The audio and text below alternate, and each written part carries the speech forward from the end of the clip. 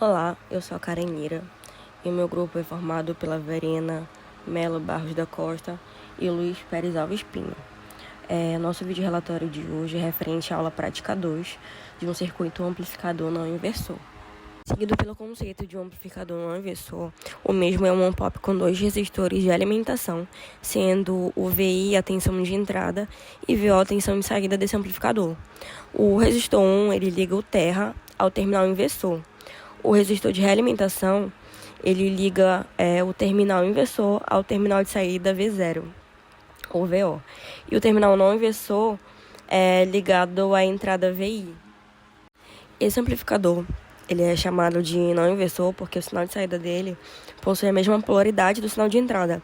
Ou seja, valores positivos na entrada vão ter valores positivos na saída e valores negativos na entrada vão ter valores negativos na saída. Para determinar o funcionamento do amplificador não inversor, a gente considera um on-pop ideal operando na região linear. Portanto, a gente tem resistência de entrada infinita, que é o R infinito em resistência, e a resistência de saída zero. E o gânio de malha aberto infinito. Dessa forma, a gente não tem corrente nos terminais inversor e não inversor, e uma diferença de tensão infinitesimal entre esses terminais gera uma tensão finita na saída. Caso o RF seja zero ou o R1 seja infinito, ou ambos, o amplificador apresenta o ganho de tensão unitário, que seria o GF igual a 1, ou seja, a tensão de saída é igual à tensão de entrada. Então, circuito onde o RF é zero, a gente tem um curto-circuito, e onde a gente tem um R1 igual a infinito, o circuito é aberto, e é chamado de seguidor de tensão, e também é chamado de buffer. Devido à sua impedância de entrada muito alta, é utilizado como um estágio intermediário entre amplificadores de filtros, para eliminar o efeito de carga entre um estágio e o próximo. O GBW é a frequência na qual o ganho de tensão do amplificador operacional começa a diminuir. A taxa de variação é a taxa máxima de variação de tensão de saída em relação ao tempo. Então, o GBW e a taxa de variação desempenham um papel fundamental, crucial, na determinação da capacidade do amplificador operacional de lidar com os sinais de entrada e de alta frequência. Quanto maior o GBR, maior a frequência na qual o amplificador operacional pode amplificar os sinais com precisão, enquanto a maior taxa de variação, mais rápido o amplificador operacional pode responder às mudanças no sinal de entrada. Então, o GBW é definido como uma frequência na qual o ganho do amplificador operacional cai para a unidade, o que significa que o amplificador operacional não está mais amplificando um sinal com precisão. Portanto, se a frequência de entrada for maior que o GBW, o amplificador operacional não é capaz de amplificar o sinal com precisão e a forma de onda de saída fica distorcida. Então, a largura de banda de ganho unitário, é uma medida de frequência máxima na qual o amplificador operacional pode amplificar um sinal sem perda significativa de precisão. O GBW geralmente é especificado em Hz e é uma das principais especificações de um amplificador operacional. Então, a gente tem o GBW representando a frequência chamada frequência de ganho unitário ou frequência de corte, na qual o ganho de tensão de malha fechada do amplificador operacional começa a diminuir no seu valor máximo de 1. A largura de banda de ganho unitário, que é o GBW, ela é especificada no datasheet do CI. E no datasheet do CI, do TL081, a gente verifica que essa largura de ganho unitário, ela é em 100 kHz.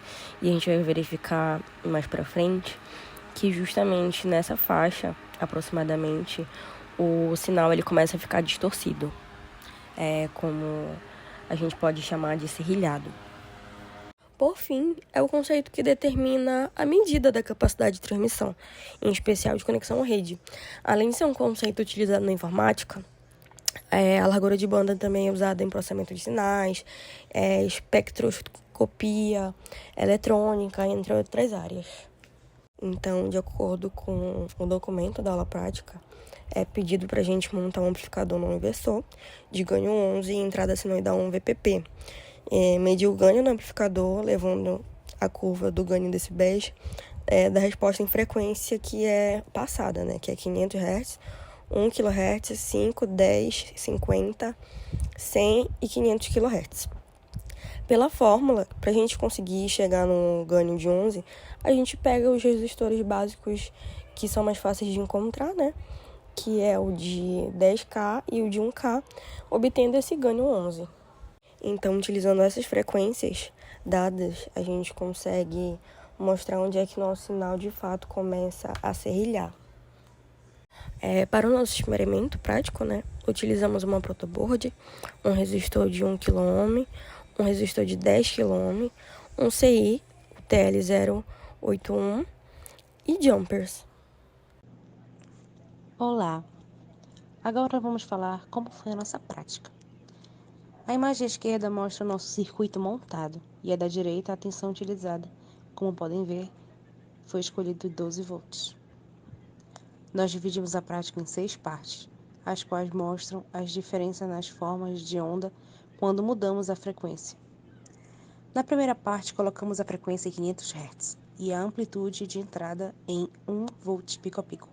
Como podem ver, a saída foi a esperada, 11 volts pico a pico e 1 volt pico a pico de amplitude. E as ondas estão espaçadas. Quando mudamos a frequência para 1 kHz, nós mantemos a amplitude e a frequência de pico a pico, mas vimos uma pequena alteração nos espaçamentos das ondas. A quantidade de ondas ficou menos espaçadas com relação à imagem anterior.